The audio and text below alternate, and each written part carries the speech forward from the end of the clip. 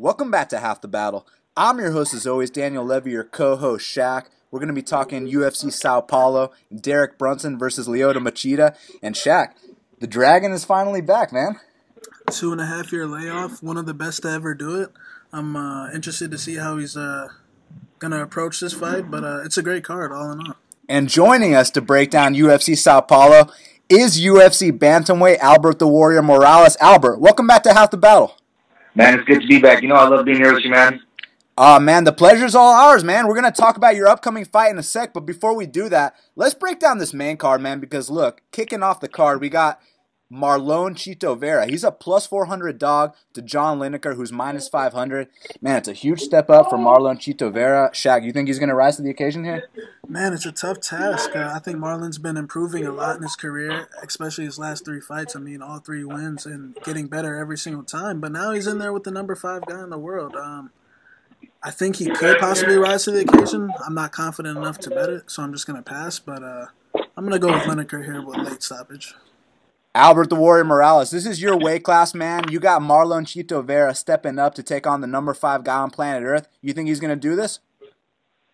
I have 100% confidence that Chito Vera is going to do this, man.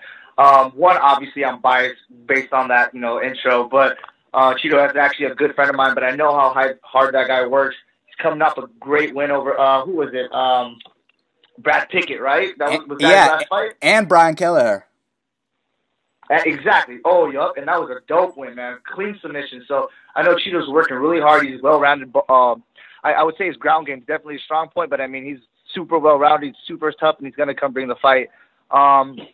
He's got the reach on John a little bit. The funny thing is I was actually presented that fight also, but then, John, it doesn't really make sense for John to fight, man. So Chito got the call. Chito took it in a heartbeat, man. I think he's going to do well, man. I think he's going to pull it off. Man, it's interesting because obviously I'm biased as hell too. I've been speaking with Chito Vera since he was, 21 years old, and this is one of the most mature kids I've ever met in my life. What he's done. If you know the guy's story, it's absolutely unbelievable. Now, obviously, we got to break down the matchup itself. And I feel like people don't realize how big Chito Vera is for the weight class. I mean, the dude's massive, and he's growing into that frame every single fight. With John Lineker, you're dealing with a flyweight. Let's be honest, the guy's 5'2". Now, that being said, they call him hands of stone for a reason. When this dude mixes it up to the body, I mean, he puts dudes down. Now, in every interview I've heard with Chito Vera, he's been saying, look, I'm not going to trade punches with John Lineker. What I'm going to do is, the mistake that people have been making is that they try to hit this guy on the chin with their punches, and, they break their hands doing that because the dude's got an iron jaw. But what Chito was saying was that I can head kick the guy, I can throw a knee up the middle, use my length, use my size, because it doesn't matter who you are. You eat a shin to the chin, you're going down. So that's what Chito was saying, and in the past, I know Luis Gaudino was able to tap out John Lineker, and Chito Vera's got some very funky submissions. Look, I don't got money on the line. I'm just rooting for one particular side. I'd love to see Chito Vera go out there and get the biggest win of his career, so I hope he does it. Now, next up in the middleweight division, we got Thiago Santos. He's plus 115. And Jack Hermanson is minus 135. Now, Albert, man, when Thiago Santos lets that body kick go, man, I mean, you cringe when you hear the sound of that body kick. But Jack Hermanson, he's been getting on top of these dudes and pounding them out in one round. So, I mean, you think he's going to come down to Brazil and beat Thiago Santos? Nah, I doubt that, man. That guy's fired up. Thiago's a beast, dude. I enjoy, like you said, those body kicks are ridiculous, man. And I think Jack's a little bit smaller, man. Not smaller, but I think in frame a little bit. I think Thiago's going to break him down real quick. I think it's for sure, I'd go with Thiago in the decision. Shaq, man, you taking the dog here, or you like the favorite? Man, I actually like Thiago in this fight as well. I think Hermanson's been able to get on top of these guys, these lower-level guys like Brad Scott and Alex Nicholson, and he's been able to dominate them with just that top pressure, but I think Thiago's a little bit too physical for him, man. I think he's going to feel every left body kick, every left high kick, every straight left, and mixing it up with the orthodox stance. I think he's just going to be physically too much for him, kind of similar to the Cesar Ferreira fight. What's interesting about this matchup is with Thiago Santos, look, I'll never say something like, when he shows up, when he doesn't show up, because I feel like that really discredits the opponent. But, man, when you look at his loss against Spicely and then you find out he wasn't even training at ATT for that fight, he was doing the home gym thing, it lets you know that, he didn't really take Spicely seriously. But ever since that fight, he's woke the fuck up, man, because you saw the fight with Marshman. You saw the fight with Gerald Meerschaert. I mean, the dude, he turned a corner in those 2 fights. His takedown defense has improved vastly. His get-up game, you saw that post he had against Gerald Meerschaert. That was a serious post, dude. And now that he's able to get back up to his feet, he feels a lot more confident with his striking because he feels like, look, I can let things go because I know that my hips, my sprawl, my get-up game, my wall walking is on point now to where I can let everything go. You started to see glimpses of that in the Elias Theodoro fight, but then obviously the Spicy fight and the Mousasi fight kind of brought his confidence down. But, man, he's been grinding. You know, when a world champion faces defeat, they put their head down and grind. And Thiago Santos has looked better than ever, and I think he's going to continue that trend here. I think I'm going to complete the hat trick, boys. I think he goes out here. I think he stops Jack Hermansson. I think he's simply too physical for him. Now, this one's going to be good as hell, man. We got Francisco Masuranduba Trinaldo. He's minus 200, and the comeback on Jim Miller is plus 170. Now, Albert, I mean, dude, prior to Francisco Trinaldo's last fight with Kevin Lee, he was on a 7-fight win streak, and we know Jim Miller, he's a staple in the lightweight division. He's coming off wars with Anthony Pettis and Dustin Poirier. You liking Jim Miller to get the upset here in Brazil, or you think that Francisco Trinaldo's going to get back on track? Honestly, I think it's going to be a dope scrap. You know, Jim Miller's always, both these guys are always scrapping, man. I'm always with Jim Miller, man. Jim Miller, you know, he can stand up, but his ground game is ridiculous, man. He's got a bunch of tricky submissions. I think he might pull one off in Brazil, you know, submit a Brazilian in Brazil with Brazilian Jiu-Jitsu. Man, that would be absolutely insane. And, you know, if anyone's got a submitter's chance, it definitely is Jim Miller. I'm going to go the opposite way, Albert. I think Trinaldo, man, the southpaw stance. But what's interesting here is it's southpaw versus southpaw. And we saw that Jim Miller, he was actually able to get off on the calf kicks against Dustin Poirier in that 3rd round. What's interesting about the calf kicks is, I mean, you know, they call it the calf kick, but it's really right under the calf. Because if you look at the anatomy of the calf, I mean, so much muscle there, but right under it, there's absolutely literally zero muscle. So you kick right under the calf, and it only takes about 2 for your opponent to be limping. So, you know, if Jim Miller starts to get off on that, it could be a big weapon. But, man, Francisco Trinaldo, he's a former Muay Thai world champion. I know he knows how to check leg kicks. I just think his pressure is going to be too much for Jim Miller. I see him taking a decision here, Shaq. Yeah, man, I'm actually going to go with Jim Miller as well. I feel like the low kick is going to play a huge weapon in this fight. I think he's going to start feeling that low kick, and I feel like he possibly could pull off a little submission. If he gets Trinaldo to desperately shoot in on a takedown after getting low kicked, I feel like he could wrap his neck up and take it home. But I'm not going to bet it, but I am actually going to go with Jim Miller in this fight. Albert, we're back in your weight class, man, because, look, we got Rob Font. He's minus 185. He's taking on Pedro Munoz, who's plus 160, and dude, I mean, I just see this being what we like to refer to as a knock. I mean, these two are going to stand and bang for 3 straight rounds or until one guy goes down. I mean, Pedro Munoz has one of the nastiest guillotines in the bantamweight division, but Rob Font's got a 7-inch reach advantage. Albert, it's your weight class. What are you thinking, man? I'm going to go with Pedro Munoz with a guillotine. I think somehow Pedro's actually a really good wrestler. I've wrestled with him before. He's down to bang. We all know that, you know, based off even off his first fight in the UFC against the Sunshine, like he's gonna bang. But he's also getting smarter, man. I know he's at ATT. I think last time I checked.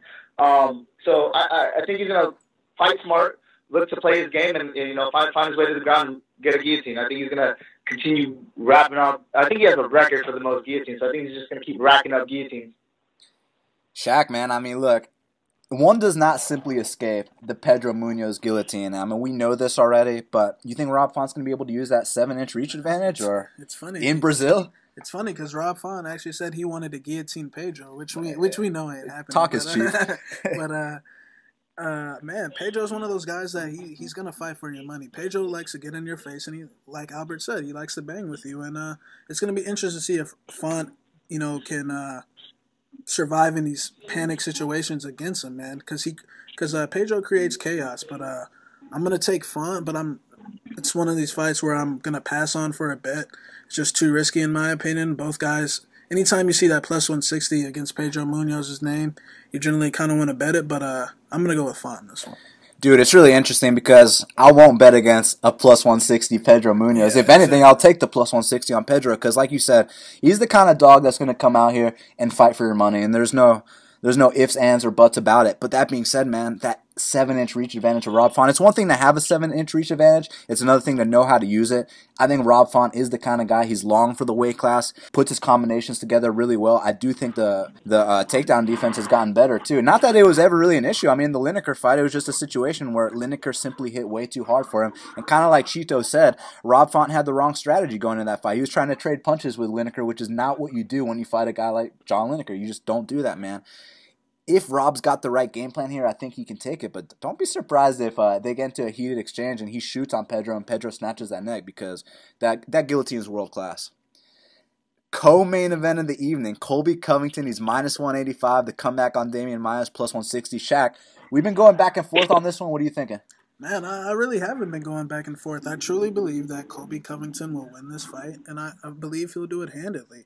I feel like his pace is too much, honestly, and I've been thinking that for a long time. I just think when you get a guy that can wrestle like this all day for 3 rounds against a guy, greatest jiu-jitsu guy ever, but we've seen in the past that he can be out-hustled in wrestling exchanges at times against, the Woodleys of the world, the Jake Shields for 3 rounds.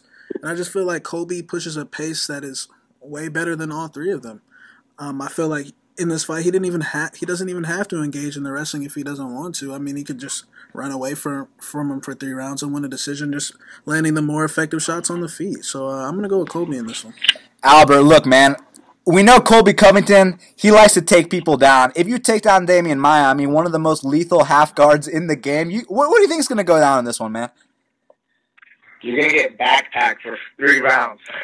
He's going to be on you like white on rice, man. He's ridiculous, bro. Like, I think he's any grappler's worst nightmare. I think any wrestler that tries to fight him, if he runs away and tries to land the more effective strikes, then I think that's his best shot. But I wouldn't bet against Damian Maia, especially against a wrestler. Because, when things don't go your way, you go back to your habits. You go back to what's natural. So I think and Damian Maia can box, man. Remember, for a little while, he was getting his hands right, man. So I got Maia all day, man. Now, I've been going back and forth on this one. Initially, I was picking Colby, and it's interesting. Colby's the kind of guy that he lives at ATT. You know what I mean? Like, his dorm room is literally connected to ATT. I hear this is the kind of guy that's in the gym from 9 a.m. to 9 p.m. You know what I mean? He's one of those guys. That being said, he makes a lot of knucklehead mistakes on the mat. And, for example, I noticed this in a video I watched, that when he sets up his ground and pound, he puts his head right in your chest. So he actually doesn't, he doesn't posture up that much. That's why he doesn't really put people out with his ground and pound. He's just able to score points that way. But I feel like that kind of thing is going to leave an opening for the half guard sweep. And from there, it's going to get really interesting, because I wonder if Maia is immediately going to be able to take his back like Albert alluded to, or if they're going to get into a chaotic scramble, which will be incredible to watch, And it's 3 rounds, which I do think favors Maia, because we know if Maia's had one issue or one thing that you can criticize in the past has been that gas tank. So in a 3-round fight, we don't have to worry about those championship rounds here. It's about Colby rising to the occasion. Is he ready to do this or not? I really don't know. I've seen him fight Max Griffin, and I've seen him get Kimura swept. Not that Maia, goes for moves like that, but I'm saying if you leave an opening like that against a lower level guy, what's going to happen when a 3rd-degree black belt, gets that opportunity, man? I think he can take advantage. So I can see Colby doing some grindage here, but I can also see him making a knucklehead mistake and giving up his back. And you give up your back one time to Maia, and that's enough for Maia to win the round. So it's going to be interesting. I'm going to go with the upset here. I'm going to go with Damian Maia to get this win. I still think Colby's got a bright future, and it won't surprise me if Colby does what Jake Shields did. I just think that Jake Shields was simply too big. That's my opinion. But, hey, that pace Colby sets is serious, and it won't surprise me if he gets this done. Main event. Derek Brunson, he's minus 160. Lyoto Machida's plus 140. Albert, I know Lyoto's a former Black House guy. I mean, you think he's going to get back on track here, man? It's been 2.5 years. He's taken on a very athletic and explosive guy in Brunson, but in the past, Lyoto has been able to deal with the wrestlers. Do you think he's going to be able to do so here? I'm hoping, man. I'm really hoping, dude, because, I got this weird feeling that, if he does win, I think he retires, man, and I kind of want him to go out. It's kind of I feel like it's a real ballsy move to go against Brunson. I don't think it's like a re-emerging, man. I hope it's not. I just, like, if he retires, I hope he wins, man. But, like, honestly, man, that's a tough fight to go against, dude. I don't think the guy's going to take him down, but, I mean, I think Leo's shin's kind of deteriorated the older he's gotten, the more hits he's gotten. So I think, Brunson might even be able to find his way to a submission. So I don't know, man. It's a close one. I'm hoping for Lyoto for sure. Shaq? Man, generally in the history shows that this matchup is actually a good one for Lyoto. Brunson likes to charge in wild, swing big punches.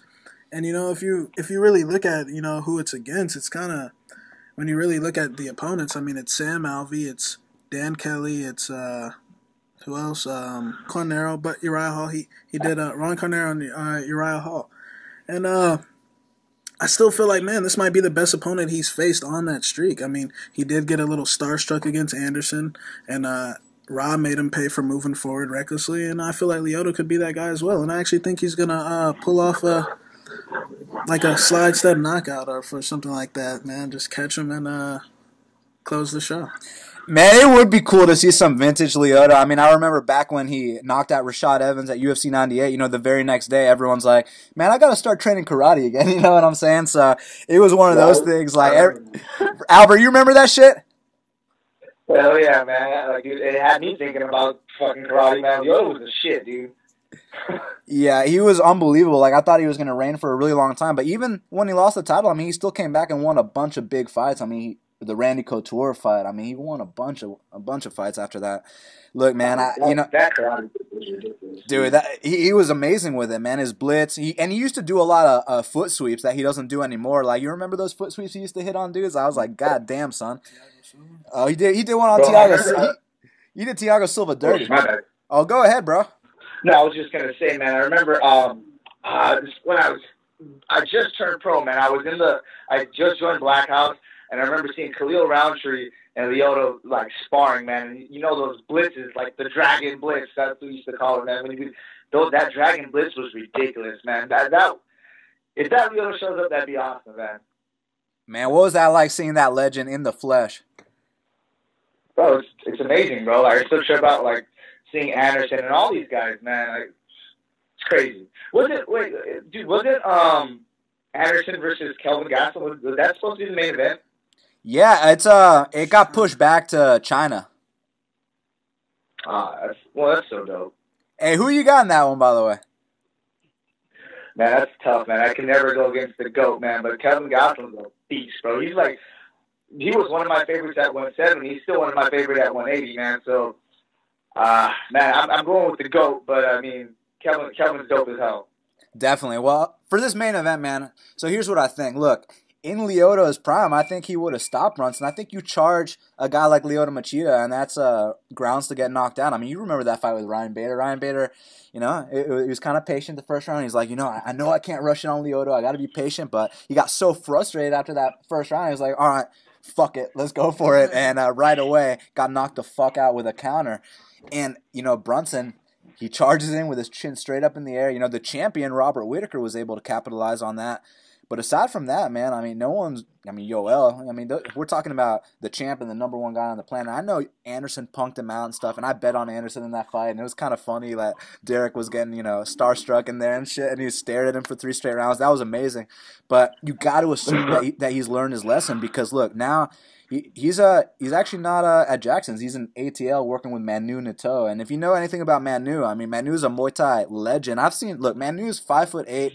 And I've seen him in there with UFC 205ers in the gym with his hands down playing with them. Like, you know what I'm saying before, like massive fights. So Manu is, if Brunson's putting in work with him, that means he's taking this shit seriously. And also, that being said, as sad as it is, the realities of the fight game, when you stay away for 2.5 years, you come back, you're 40 years old, and the last 2 fights were as brutal as they were. I think that you start to lose the guys that you would have beat in your prime. I think Lyoto would beat Derek Brunson in his prime. It's unfortunate. It's a sad reality of the fight game. I'm going to go with Derek Brunson. His last 5 wins are by first-round knockout. I think he's going to continue that streak to his last 6 wins by first-round knockout. I think he's going to get a first-round knockout here, and it's going to be very sad. It is what it is. Now, Albert, man, before I let you go, man, it just got announced you're taking on Benito in Fresno, California. I mean, dude, this is going to be such an awesome fight because, look, they're finally giving you a full training camp, and it's on neutral grounds, man. You don't got to go to Mexico, to the border of Mexico, and fight Alejandro Perez. You don't got to go to Brazil to fight Tomas. You don't got to fight Brett Johns on a week notice in Europe. Now you get a full training camp. I know we're going to get Money Morales. How excited are you that you get to really show what you're all about this time? Man, I'm just, dude, I'm like, it couldn't have came at a better time, man. Like, I haven't announced it anywhere, but I'm going to announce it with you guys because, you know, I love you to death, brother. So I actually got a new contract with the UFC, man, so I'm super stoked about that. And then as well as the full camp, man, so I feel like they're showing me love. You know, they were always showing me love, but, you know, I take the fights, man. You know, I like to fight. That's what I do. I do it to fight, and I do it for the fans, so I'll always take the fight. Doesn't matter what happens, man. But, yeah, man, I'm super happy about Benito and Close. And, you know, we were supposed to fight in the past, but something happened where he couldn't make it to the fight. I think he got injured or something. But, you know, the past is the past. I'm just excited. Stay home. Oh, man. And the cool thing is, man, I kind of, like, went through all that stuff, like, and it's kind of, I feel like everything that I've gone through has prepared me for this second chance. And like, I'm going to do everything the right way, man. And I'm ready to knock this dude out for sure. Dude, that's incredible. I'm so happy for you, man. Congrats on the new contract. And I mean, you fucking deserve it, man. Like we said, a lot of people don't know because you're not the kind of guy to make excuses, but pretty much every single fight you've had in the UFC was on a week's short notice.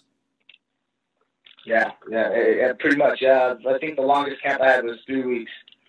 Yeah, exactly, and, man. Like, and you think of 3 weeks. It's not really 3 weeks because that last week is cutting weight. So, you know, whatever it is, you minus it by 1. But at the same time, like, I wouldn't take anything back. You know, Cowboy, you know, watching him versus Darren Till was kind of, you know, sad because, you know, you start to realize that Cowboy's a little bit older, man. Cowboy's got 30-plus fights in the UFC, you know. But I think I kind of want to take his role, you know, that, you know, there's a fight that fell out. I know a guy.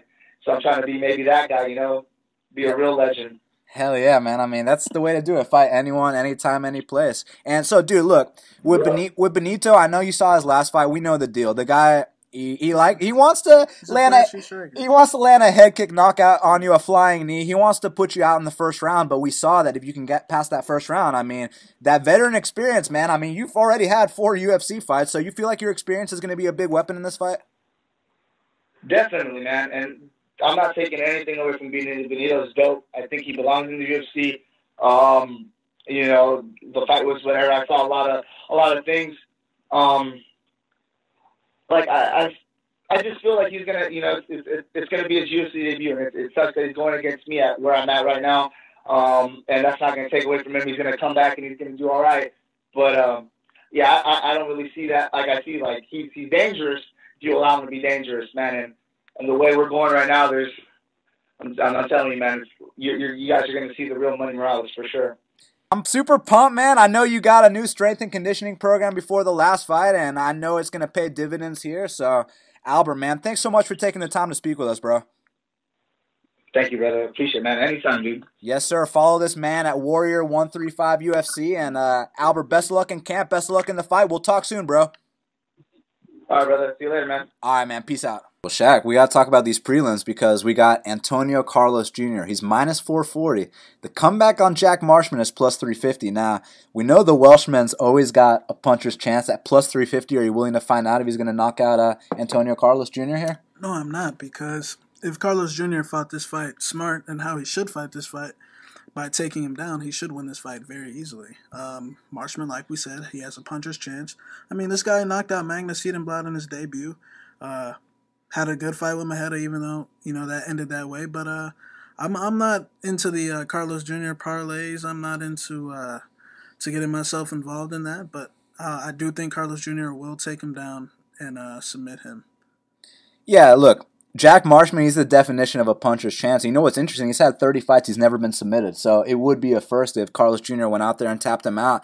And you also got to assume that the work he's been putting in at Greg Jackson's is going to pay dividends here. Look, I know his last fight, he was a huge favorite. He was supposed to go out there and smoke Ryan James. But what you guys got to understand is not only was that a completely different matchup than this, but Ryan James is just an awkward dude to fight. It is what it is. He's super long. He keeps coming at you. He looks goofy as fuck, but you know what I'm saying? He's just a tough dude to deal with. This is a completely different fight. And I know Carlos Jr.'s striking has improved leaps and bounds. I mean, so you watch his fight with Dan Kelly. You know, he's 24 years old. He had to take his first L, but the way he rebounded from that fight against Marvin Vettori, I mean, that's how you rebound from an L. And then Leleko was before Marvin Vettori, right? Yeah. Was Marvin Vettoria's last fight? Or did he have one? Oh, Spicely, right? We max bet Spicely. We max bet Antonio Carlos Jr. to beat Spicely there. So look, he's been putting in work, but now it's about the matchup itself. It's about coming out here and fighting smart, like Shaq said. Look, let's not get into a stand and bang exchange with Jack Marshman. Like, I know Antonio Carlos Jr.'s striking has gotten better, but this isn't the place to test it, man. You know what I'm saying? Test it against, I know Chris Camozzi is no longer with the company, but test it against Trevor Smith or some shit. You know what I'm saying? But don't test it here against Jack Marshman. So it's just one of those things. I think Antonio can dictate where the fight goes. It's just about, taking the fight where it's supposed to go. That's on the mat. That's taking this dude's back. That's grinding him out. That's choking him out. That's not standing and banging with him. So as long as Antonio does that, I think he'll win. But if he fucks around on the feet, Marshman's the kind of guy. He's not afraid to close the distance. He's not afraid to rip it to the body. It's hooks galore. He will knock you the fuck out. He will knock you out if you stand and bang with him. Make no mistake about it. So I'm going to go with Antonio Carlos via either decision or submission. But be very careful betting this fight, in my opinion. Now, here we go. We got Nico Price. He's a plus 110 dog to Vicente Luque, who's minus 130. Now, dude, I've been wrong about all these Nico Price fights. I keep picking against him, and the fucker keeps winning, man. Now, it's one of those things where, am I finally going to pick him, and then he takes his first L, or what, Shaq? Man, it's a tough fight, man, because, Nico is a guy, how I've been looking to fade, man, but then he keeps winning this fight. So I didn't think he was going to beat Joban. I thought Joban was going to put on a similar performance like the Mike Perry fight, use that game plan. And Nico completely shut that down, man. He's undefeated. I don't really like betting on undefeated fighters. The first L is always coming. But, man, Luque, a lot of people saying that he looked terrible against Leon, and I don't think that's the case. I feel like that first round is so... I feel like a lot of people don't realize how good Leon's wrestling is. His wrestling has gotten so much better in the last 2 years, and I feel like he completely gasses guys out. We saw what he did to Barberina. He held him down longer than Colby could, arguably, but it is what it is. I'm going to go with Vicente on this one. I think he actually shows up early in the first round and lands the more effective, harder shots on the feet, but from a betting perspective, I'm not on either side, just because you got an undefeated guy who's about to take his first loss very soon, I'm telling you that. And then you're fighting a guy who sometimes he might not be as consistent as he should be.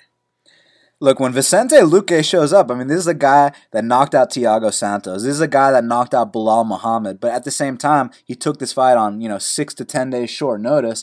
And in his last fight, the biggest issue was that he expended so much energy in that first round. He had nothing left the last two, and he got grounded out by a superior fighter. That's all it is to it. Like you said, Leon is a very underrated fighter. He doesn't get the respect he deserves.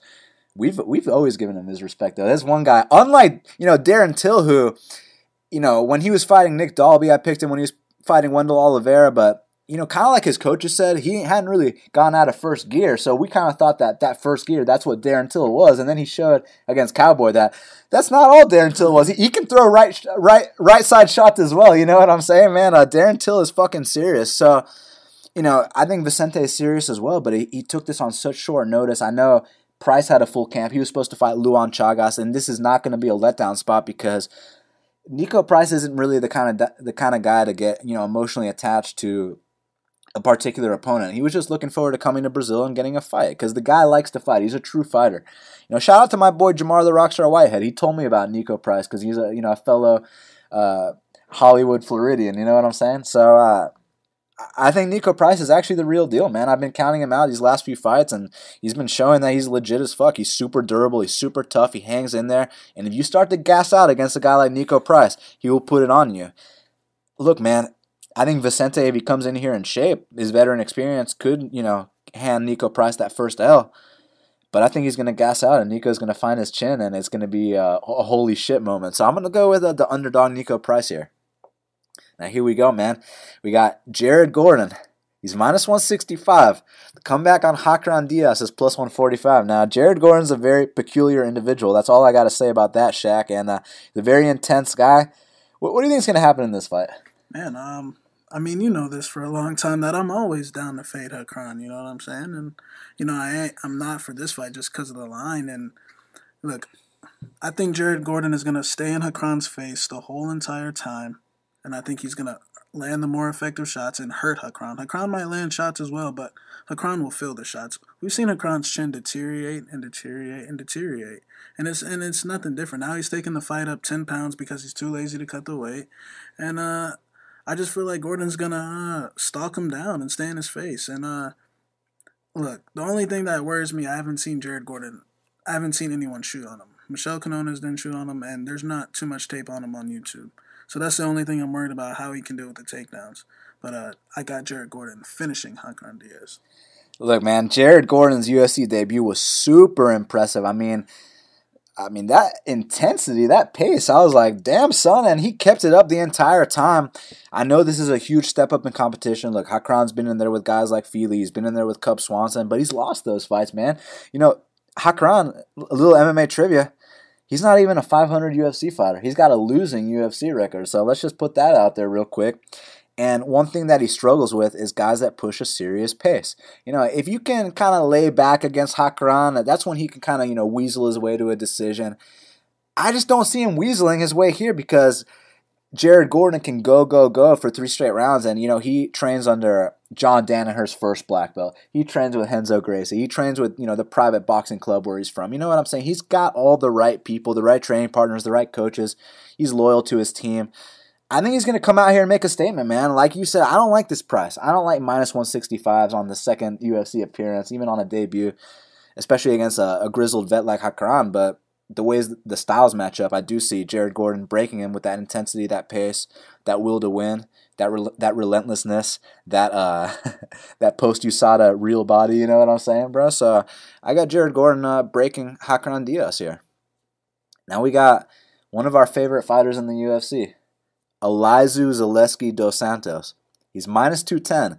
The comeback on Max Payne Griffin is plus 175. Now, Max Payne, you know, I got to say, he does have some pop in his hands. He's also very flat-footed. Now, when I say flat-footed, I'm not just talking about, you know, standing stationary. I'm talking about literally the dude doesn't even have arches in his feet. You know what I'm fucking saying, bro? And Zaleski, he broke Lyman good his last fight, man. And he went out there, he was slugging hard. And you know, if you take down Zaleski, he's going to turn that takedown into a leg lock attempt, sweep you, get back on top. You think he's going to continue his win streak here against Max Griffin, or you think Griffin's going to get the upset in Brazil? I 100% think Zaleski takes care of business. Look, Max Payne Griffin, good power in his hands. He's known for knocking guys the fuck out. The thing is, his shots are very predictable. All he has is a little blitz and a 1-2. He doesn't have anything else. He can hit extremely hard. If Zaleski decides early to just plant his feet and slug with him, he could possibly get knocked out, but that's not what Zaleski does. Zaleski likes to move outside on the outside.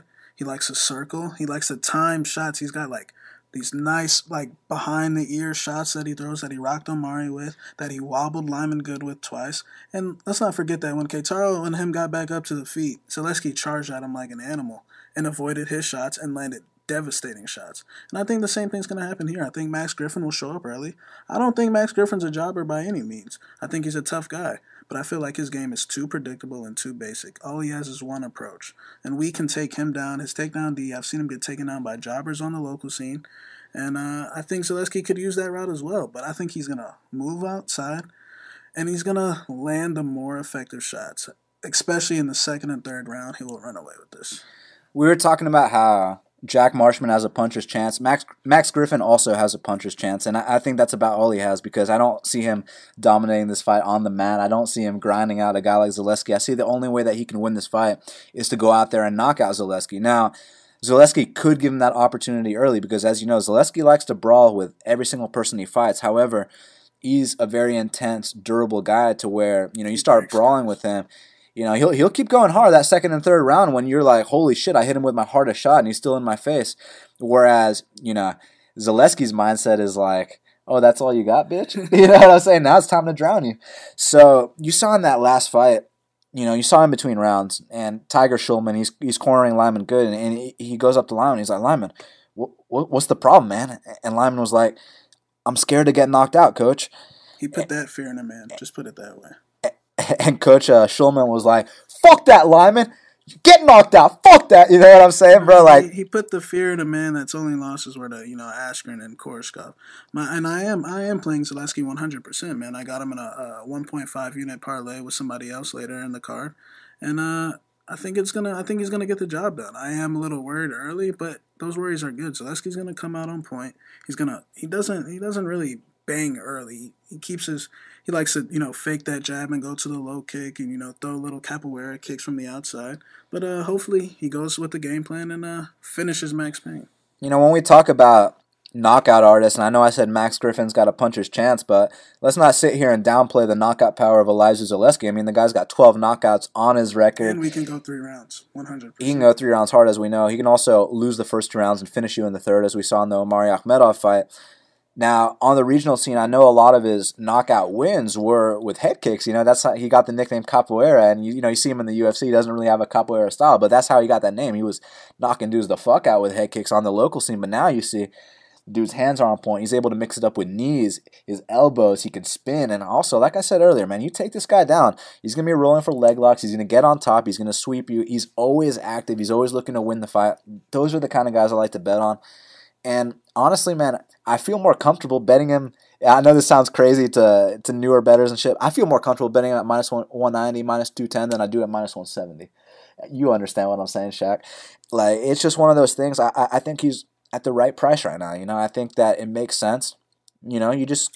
Look, this is my thing. I feel like this is a fight where maybe Zaleski should have opened up minus 300. I have respect for Max Payne, but I just don't think he's on this level. I feel like, and the line movement really wasn't that crazy, so... Yeah, you could definitely make a case for Zaleski being minus 300. As of right now, I haven't bet anything on it, but I don't blame anyone for betting this because I think he's going to win this fight handedly. Now, here we go. Fight Pass prelims time, man. We got Jared Brooks. He's minus 175. The comeback on Davison Figueiredo Alcantara is plus 155 now. This is a fight between a very big flyweight in Davison and a very small flyweight in Jared Brooks. You think the size could be a factor here, Shaq? It definitely can be a factor early, man. I mean, Davison hits like a truck. I know he can get a little sloppy when he gets tired. His hands drop, but let's not deny that he's got a big power advantage. And, we did see Brooks get dropped in the 3rd round of his fight, but in the 3rd round, and his recovery time was on point. I feel like if Brooks played this smart, he can circle, run away from him on the feet, and, shoot in timely takedowns like he did against Shelton to steal the rounds. But if he tries to stand with him and prove a point, then he might get knocked out. But I'm not playing it. It's that minus 175 for Jared Brooks, and he's got too good of an opponent to be at that line for me to bet. I do think he will pull this off with like a split decision maybe in Brazil, but I'm not betting on Davison, but I don't blame anyone that did.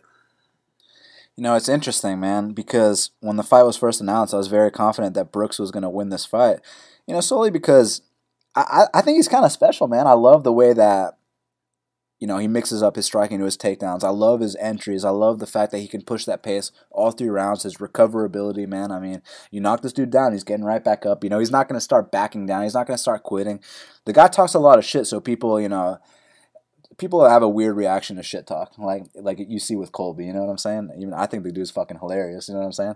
I think Jared Brooks is hilarious as well. We had him on the show. The dude was funny as fuck. You know what I'm saying? He said about Davison, he's like, he likes to lay on his back a lot. He's very incompetent. I'm like, dude, the dude's funny as fuck. It's one of these things where Davison, I know he represents the Alcantara brothers, who, if you guys listen to Half the Battle for a while, I'm a huge Yuri Alcantara fan, but what's the biggest issue that Yuri has? He can't get up from bottom. Now, Davison actually can get up from bottom. He does have good takedown defense, and one quality I really admire about Davison is that even when he's gassed out, even when he's hurt, because we saw in that Fontes fight, I mean, the dude got dropped a couple times, he gets back up and he keeps trying to win the fight. I like that quality in a fighter a lot. It's just, can he deal with the high-level wrestling of Jared Brooks? I don't think Jared Brooks is quite D1 or anything, but wasn't he at like the Olympic Training Center or some shit?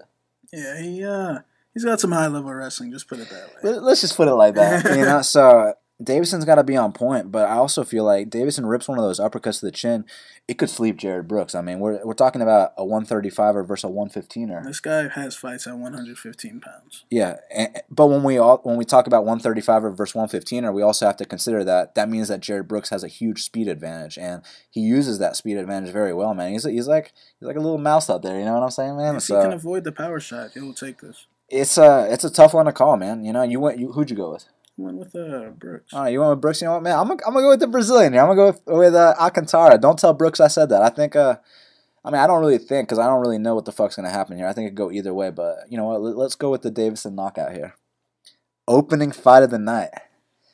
The unsung hero, Marcelo Golm. He's minus 185. The comeback on Christian Colombo is plus 160. Shaq, you licking your chops? Yes, I am, and I see you guys are finally realizing. I see the money's finally coming in, and I'm feeling good about this play, man. Marcelo Golm is going to be the MVP for UFC Sao Paulo.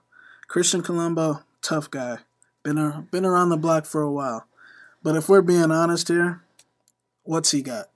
I mean, he's got a knee off the break. He's very durable. He's good at taking damage. That's what he's good at. And I feel like he's got a significant disadvantage in jiu-jitsu. And I honestly feel like Marcelo Golm can come in here with an early blitz, rock him, take him down, and arm triangle him, take his back and choke him out. And this could be an easy fight. Or we can pound him out, or we can knock him out. Maybe Colombo's had too much.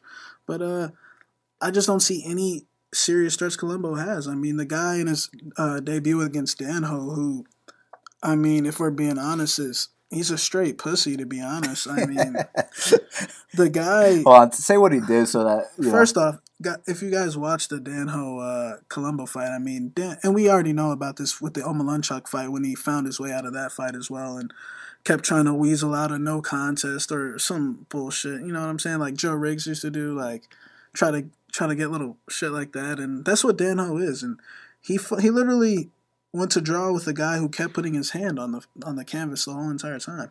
Look, that's not going to happen here. We saw what happened when he fought Luis Enrique, and I mean, it was complete domination from the belt. He didn't do anything. He didn't throw any punches. He got beat in every exchange. He got taken down whenever Luis Enrique wanted to take him down, and he got pounded on and he got choked out. He offered nothing to him. And I think Marcelo Golm's going to do the same. I know there's not that much footage. I know that he's never even seen the second round yet, the 3-4 minute mark, whatever mark it is. That means that the dude does what he's supposed to do. He goes out there and he smashes these clowns. And I think he's going to do the same here. I think Colombo's a little tougher than that. Obviously, I'm worried about if it hits the late rounds, but the thing is, when you have the free option of shooting a takedown and most likely you're going to get it, I feel like you could be safe in those rounds. I feel as if the blast double will be a big weapon in this fight for Marcelo Golm. I mean, the only thing I'm worried about is that, look, we've only really seen 2 fights of this guy. He smashed 2 absolute cans in under a round. He's never been to the 5-minute mark of the first round. He's never seen the whole first round end. He doesn't know what a second round is like. Christian Colombo does know what that's like. He's been the 3-round distance in the UFC. He's durable as fuck. He's also slow as fuck. You know what I'm saying? He's also unathletic as fuck. You know what I'm saying, man? And what should happen is Marcelo Golm should come out here and truck this dude. He should come out here, run him over. I mean, Marcelo Golm's like the heavyweight prospect out of Corinthians, Anderson Silva's gym that he opened up in Brazil. And they're looking at this dude to come out here and make big waves. He was actually supposed to take another regional fight before he got his UFC call, but they needed him in here really badly because it was supposed to be, I think, Christian Colombo and Grabowski. You know what I'm saying? This is Colombo's third opponent. So Marcelo got that short notice call, and I think he answered it. I think he took this opportunity with full grasp, and I think he's going to make the most out of it. Look, the most worrisome aspects are, you're laying minus 185 on a UFC debut. He's never been past the first round. He's taking on a durable guy who does have that experience, but that durable guy is super old, super unathletic, super slow. It's got a decent tie clinch, not a nice tie clinch. He's fighting a guy that's putting his head down. Yeah, look, man. Marcelo Golm's going to run through him, and he should honestly be a minus 270 favorite here. Now we got to hit up Kyle Marley for the Big Marley Minute. Joining us now on the Big Marley Minute is Big Marley himself. Big Marley, what's going on, man? Not a lot, man. Good week off. Looking forward to a new set of fights. I've been on a cold streak lately, so I'm ready to turn things around. I feel the exact same way, and man, this is your first time being on Half the Battle as a dad. Congrats, man. How's everything, man? How's that been? Thanks, man. I appreciate it. It's been not terrible for me. The wife has been the one having to wake up in the middle of the night to feed her, but other than that, I mean, I just hadn't been able to do as much research, so that's why we missed last week. But I'm back at it, and I'm ready to get some money. And just for the record, you were willing to step up last week, but it's the week that your child was born. You know what I'm saying? We got to give Big Marley a little rest. But now We're right back at it, and man, we got a hell of a card. And I got to ask you your opinion on this fight, man, because look, Davison Alcantara, he's taking on Jared Brooks. I can see a situation where you play both guys on DraftKings because if Jared Brooks wins, he's going to score a lot of takedowns. If Davison Alcantara wins, he's finishing the fight. Are you leaning a certain way? I gotta like Brooks in this one just for all the takedowns that he could get. I don't know how long he's gonna want to stand up in this fight. So I think he's going to go for more takedowns than he did in his last one. Only problem is his price is $8,900 on DraftKings. I think you could pay that off, but it is pretty stiff. You're going to have to play him over a lot of the other top guys. So you really got to make a decision there. But he would be my pick in that fight. Now, man, I heard Zaleski cost $9,000. That's pretty expensive, but I have a feeling these two are going to go out there and slug. The question is, can he pay off a salary like that? That's a good question. I don't know, man. 9,000 is a lot. I'm thinking he has to get the knockout in order to do that. Although, if anyone's getting takedowns in this fight, it is going to be him. So maybe if Griffin gets the best of him early and he starts going for takedowns, then he can maybe pay it off with those. But I think I would rather have Griffin in this fight. If they're going to stand and bang, I would rather just get the points that he can rack up as the underdog, use him as a punt, and then that'll get me up to those higher price guys like Brooks. I know Colby Covington's been a gem in the past. I mean, he's a takedown machine, but now we're talking about one of the greatest jiu-jitsu black belts in Damian Maia. You think Colby can go out there and continue the embarrassment tour against the legend? Yeah, man, I bet him. And then the line actually went down, so I might have to bet him again if it keeps going.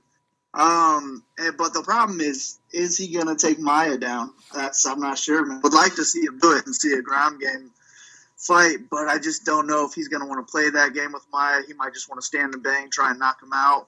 And I can see him doing that, really. I think he's the better fighter. He's going to control where this fight goes.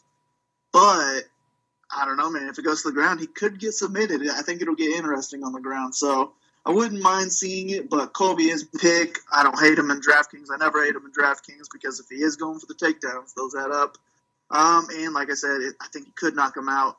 That adds up as well. But I don't hate you if you're going for a Maia play. I think he'll be underarm, so it could be a tricky play there in GPPs. Thiago Santos and Jack Hermanson. I mean, just like the first fight of the night, I feel like you can make a case for either guy. And with Thiago Santos, man, I feel like when he shows up, the dude is one of the best middleweights in the world. It's just that, when he's fighting guys like Spicely and he's training in the home gym, he might think it's a joke. But when he's training at ATT, you've seen how devastating this guy is. He was training at ATT for this one. Hermanson's looking better than ever as well. I mean, are you leaning a certain way? Because I know the winner of this fight is going to be a big point scorer.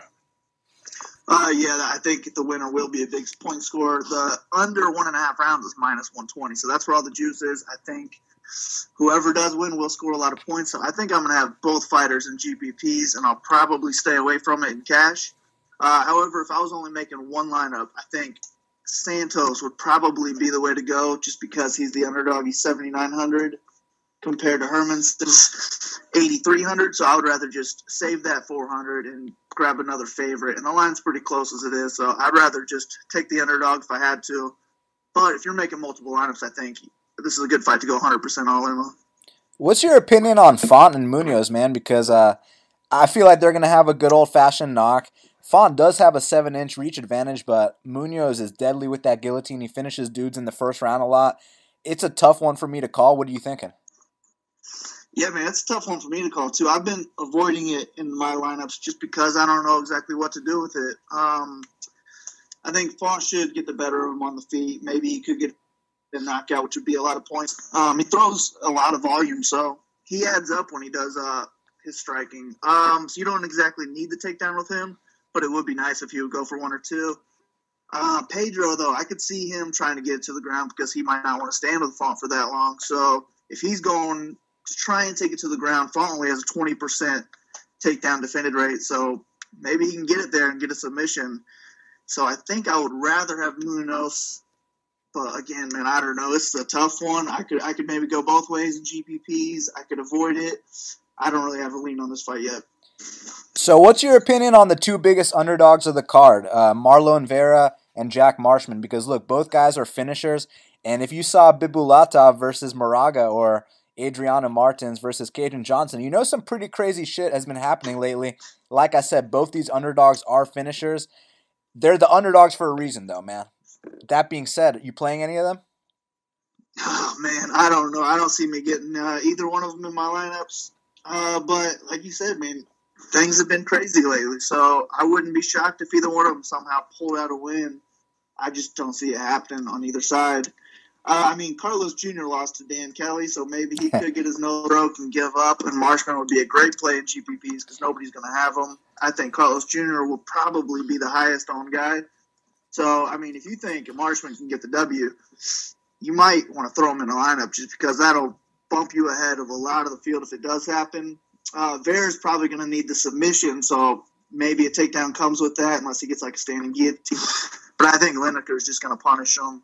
But I don't see Lineker wanting to take it to the ground, so I think it's all strikes, maybe knockouts. So I would rather have Carlos Jr., I think, out of those two favorites, just because Lineker's not going to want to get any takedowns. Man, there's so many potential violent fights on this card, and obviously Nico Price and Vicente Luque, in my opinion, it's not going to go the distance. I could be wrong. I've been wrong before, Kyle, but I have a feeling those two are going to stand and bang. So again, are we playing both guys, or are you leaning a certain way? This is another good one to play both guys. I was leaning towards Luque. However, I mean, the line movement has been going down, so that makes Price better value on DraftKings. So it's kind of changing my mind lately. Price is at plus 110 right now, but on DraftKings, let me see here. Price is 7,700 compared to Luque's 8,500. So that right there just makes me rather go Price and hope he keeps pulling off these knockouts. But I've been picking against him every time, so I don't know if I want to keep doing that and lose my money, So I might have to switch and go to Price on this one. Dude, I feel you on that, man. His fights have been hard for me to predict as well. I keep picking against him. He keeps winning, and then eventually I'm going to pick him, and he's going to take his first L. So it's just one of those things, Kyle. I know, man. That's what's happening. I'm hoping because of this line movement that we actually pick him this time, and then he'll get the W and win us some money this time. That'd be great, man. So I know you're not a big fader, but I mean, when we talk about layoffs, it's not just a 1-year layoff. Lyoto Machida's coming off a 2.5-year layoff. His last two fights, 2.5 years ago, he got absolutely destroyed. Derek Brunson's last 5 fights are all first-round finishes. His last 5 wins are all first-round finishes. First-round knockouts, to be specific. You think he's going to continue that trend here, man? Or you think, he's going to run in with his chin up in the air and get countered, kind of like Bader did? I mean, if he loses, that's exactly how it's going to happen. So I think Machida would be a GPP-only play. You cannot play him in cash because I do think Brunson wins this fight. I don't think he's going to want to stand and play that game with Machida for too long. He's not going to want to take the chance of getting knocked out. So he's going to try and get it to the ground, get the takedowns. Maybe Machida can get up, and then he can get more and more takedowns. But, yeah, I would much rather have Brunson in this fight. If I was making like 10 lineups, I do think you need maybe 1 or 2 Machida lineups just in case he does get that knockout. Then he'll boost you up over the field because he is so cheap. But, man, Brunson's got to be the play here. No, I feel you 100% on that, man. So a couple more guys that I think could be potential big point scorers. This guy on the very first fight of the night, Marcelo Golm, he's taking on Christian Colombo, who, let's just say, isn't the best. And Marcelo Golm, even though there isn't much film on him, all of his wins are first-round finishes, and he could continue that trend here.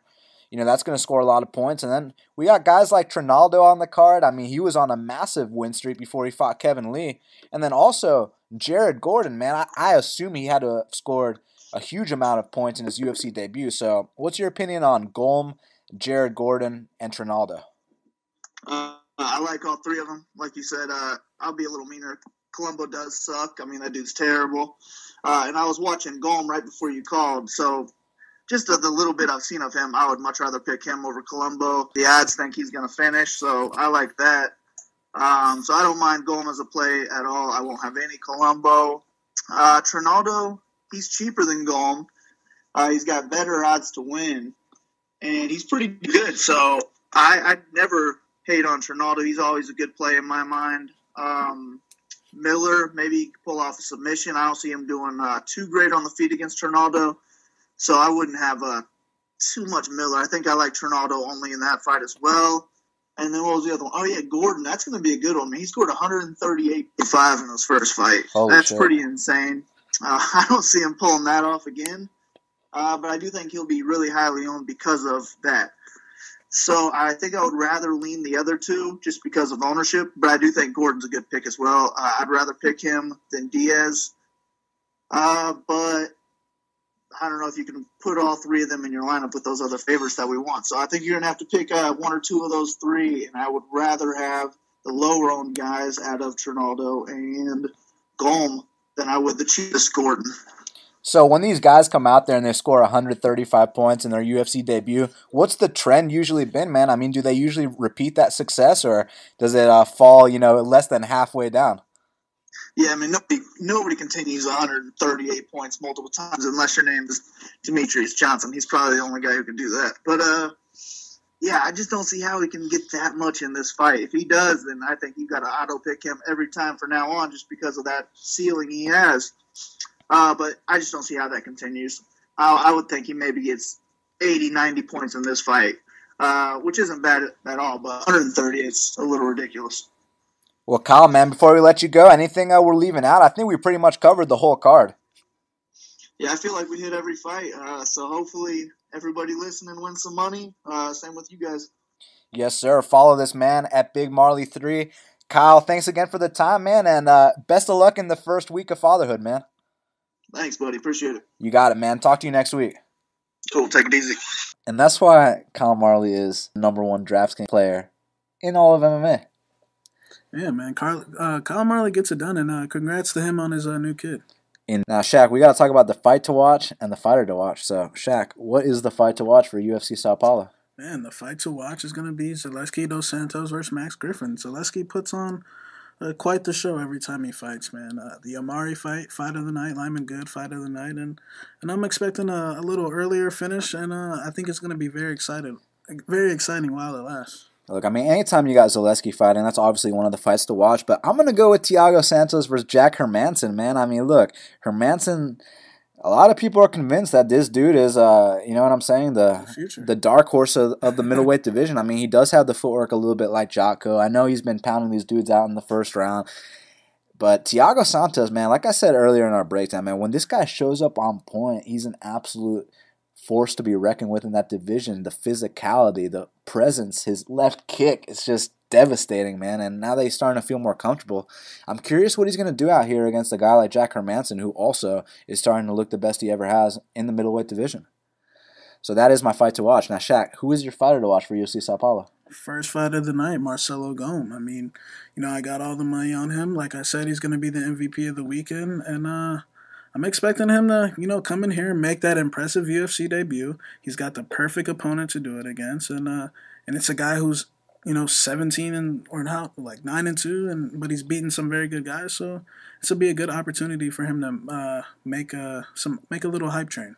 Well, my fighter to watch is Marlon Chito Vera. I mean, this is a guy that's getting the opportunity of a lifetime. If he can go out here, beat the #5 guy on planet Earth in Brazil, it's going to open up every door for him. And I mean, the doors are already opening for this guy. I mean, he's on the billboards of Pepsi in Ecuador. You know what I'm saying? I mean, the guy's going to become a little superstar.